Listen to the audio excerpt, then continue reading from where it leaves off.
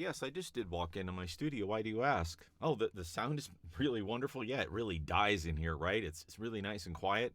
Yeah. Oh, hi. Yeah, that was a fake phone call to set up today. Hey, it's Tuesday, February 8th, and today is Grant's Sound Advice. It's Tech Tuesday, and on Tuesdays, I've been doing how to get started in a voiceover business. And this is technically not how to get started, but sooner or later, you're going to need probably sound treatment in a room, and that's what today is about. Today is also about the best piece of equipment I've bought lately in my studio. This is called a heated coffee cup. It's an ion dispenser. It's stainless steel. It stays at 145 degrees. I can carry it around the house. It doesn't get cool. It doesn't cool off. It's not something you just. It's great. If you want more on that, go look them up. Ion coffee. It's really good. So today's about sound panels. Yeah, whatever. Today's about sound panels and how to build them. So I had to build some more sound panels for my living room to mitigate some echoing there because I do a lot of on-screen camera work. Think of voiceover, but I'm on camera. There's a lot of people out there that like to have mature people doing their commercials, and so I cut them in my living room if they want a natural background. Of course, like this, I can do green screen all day long in the studio, but in the living room was too echoey, so I built some sound panels out there. I had so many people ask me over the last year how I built my sound panels, and so even though I had pictures from before, I actually did some video work while I was working on these new sound panels. So the new sound panels, I'll try to make reference in the video and everything. When you buy Rockwool Insulation, please do not buy pink fiberglass. It's just not good to work with. It's not good for your lungs. It's not good to have exposed, so don't use it. Rockwool Insulation is pretty much inert, and you can go look it up. This video is not about that. I'm not going to prove science. I'm not going to argue about it. Rockwool is kind of the de facto thing to build, and you'll see how I built them. You'll understand why I think they're healthy. Enough of that. I'm in a 12 by 14 room right now, and when I built my studio, I built enough to use, I think, 2 packages of Rockwool. I don't know that, but I ended up building 13 panels plus 2 big, what I will call base traps. And the base traps are nothing more than an angled triangle. I'm missing a leg here, right? That fit up in the corner just to help get, and I use them in 2 places. They're 47 inches. They're probably 15 inches tall by whatever that angle would be. I'm not going to do geometry for you. And they're stuffed full, and I built my panels a little differently. But that is what I have in here. And so that is the sound you're hearing. And I also built a diffuser. Now the diffuser, I'm not going to try to do a tutorial on because I just happen to have, I'm a former contractor and I happen to have some flat aluminum like you build, like you wrap windows with. And so I just happen to have that. And that's what I used to build my diffuser. And again, you'll see a picture of that in one of the, you'll see a picture of that. So anyhow, back to this. I built 13 panels, 2 base traps, and everything. I don't even have $300 in it. And then yesterday, Sunday, I built these panels that I'm going to go through right now. So what's this all about? Well, first of all, this is Tech Tuesday 32 on voiceover. So I used 1 by 2 furring strips. You're going to need, this is like a materials list. You're going to need enough 1 by 2 furring strips. So think if you got an 8-footer, you're going to cut them at 47 inches. So you're going to burn up 1 8-footer for every panel. And then the cross braces, or the end of them, are 15 inches. Do the math there. Whatever you can get out of 96 inches. I'm not doing the math for you, but that's how many you're going to need. Do the math. You're going to need wood glue. You're going to need 5/8 or 3/4 inch staples that you may shoot on an angle to do your lap joints. However many packages of Rockwool insulation you're going to use. You're going to need staples for the landscaping fabric, and I used 6-foot wide landscaping fabric. Landscaping fabric, yes. Did I say landscaping fabric? Yes. The stuff you put on the ground to mitigate weeds in your yard. If you go and look at this stuff, it is basically sonically transparent. It's a woven fabric, and sound will go right through it. When you build a sound panel, you can use really nice fabrics. If you don't like the way mine look, fine. Go to Joann Fabrics or Michaels or wherever and buy your own fabric. Just remember, if you start getting shiny, cute vinyl stuff or shiny, cute, or really tight weaves, it may bounce sound as well as anything else. So you want something that the sound's going to go through to hit that rock wool and die. What we're doing is not sound proofing a room, we're sound treating a room. I can't afford to sound proof this room. Okay? You can't either, unless you're Bill Gates, and then that's a whole different thing.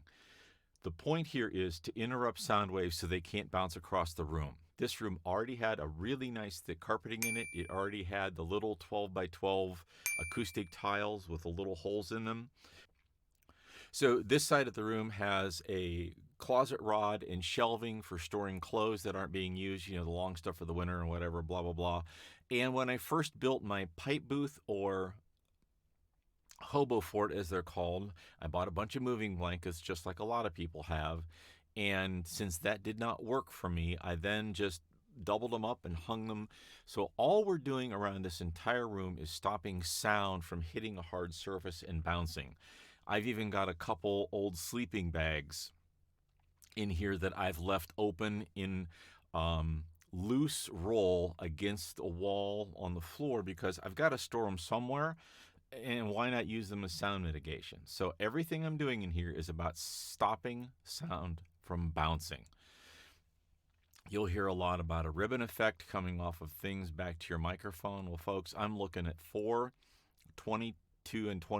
22-inch and 2 24-inch monitors, and I'm not getting any sound bounce. I've got a sound panel right over my head. I've got 2 here and 1 here. So all my sound goes and slows down, stops. Basically think of the sound wave going like this and hitting that rock wool and having to fight through it. It loses energy and dies. Okay. I am not a sound engineer. I'm not even going to pretend to be, but that's how I understand it. If you disagree, that is fine. You may build your own sound panels however you like.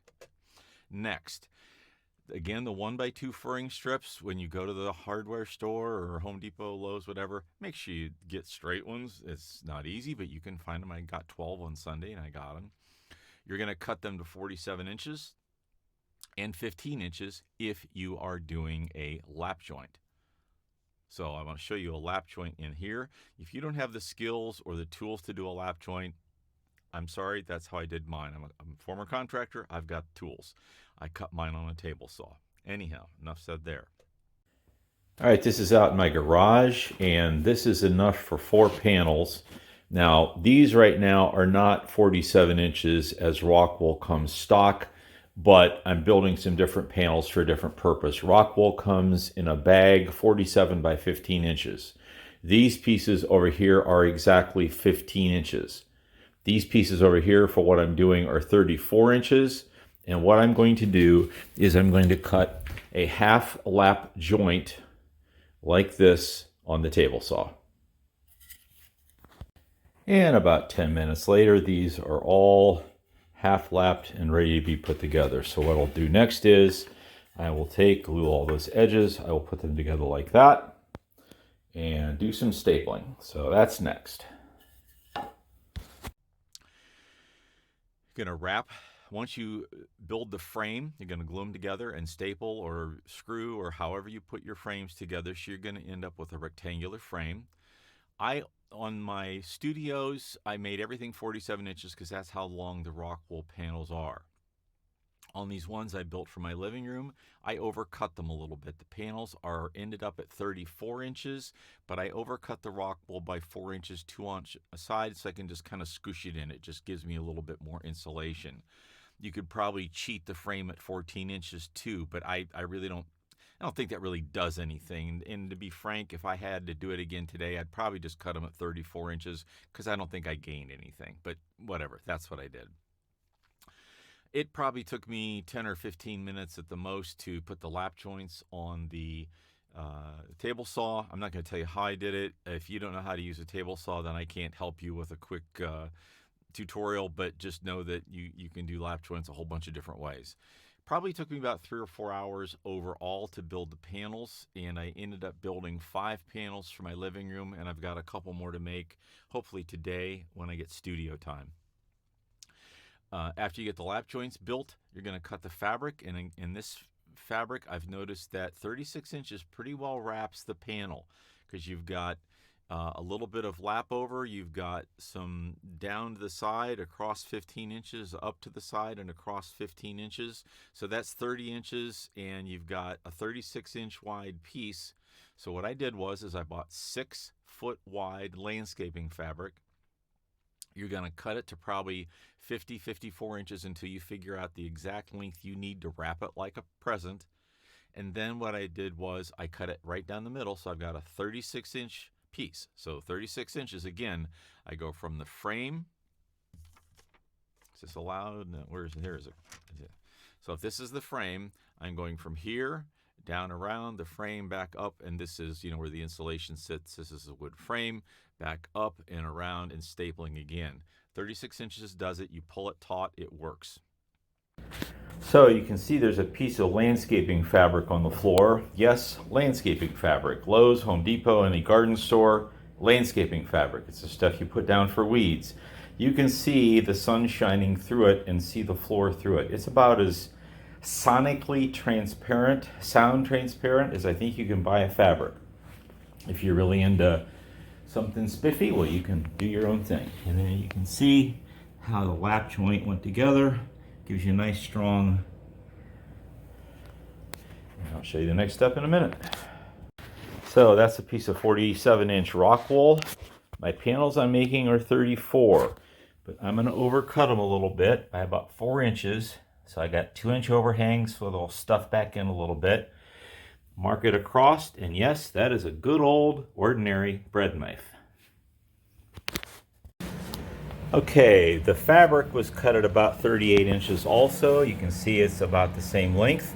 I've already stapled in, let me get down here, I've already stapled that piece in, and now I'm going to pull this taut. So I've got an overlap, and then you can push the ends of the insulation in, and it's just like wrapping a present. And if you don't know how to wrap a present by now, I can't help you. And there we go, one end tied up, just like you'd wrap a gift. I've made panels before where right here I double it under to staple it. I found that that's really not necessary. The landscape fabric is pretty tough. But again, here I had that extra 2 inches and I just kind of stuffed it in there to pack it real good. And you end up with panels that hopefully I put under the video that kind of look like this. So that is how I built my sound panels. And I know I've not... I didn't have the capability on Sunday to put my tripod up and video while I was doing it. And I don't think you really gain anything. This is all pretty simple stuff. As far as, stapling down, I use all pneumatic tools because my hands are at a place in life where I don't like that, the crunching of the staple gun. So I use pneumatic tools. I do not screw the fraying strips together because they split. I don't care how much I drill them. So again, I use pneumatic staples or nails. In this case, I used a 3/4 inch brad nail on an angle so it doesn't punch through.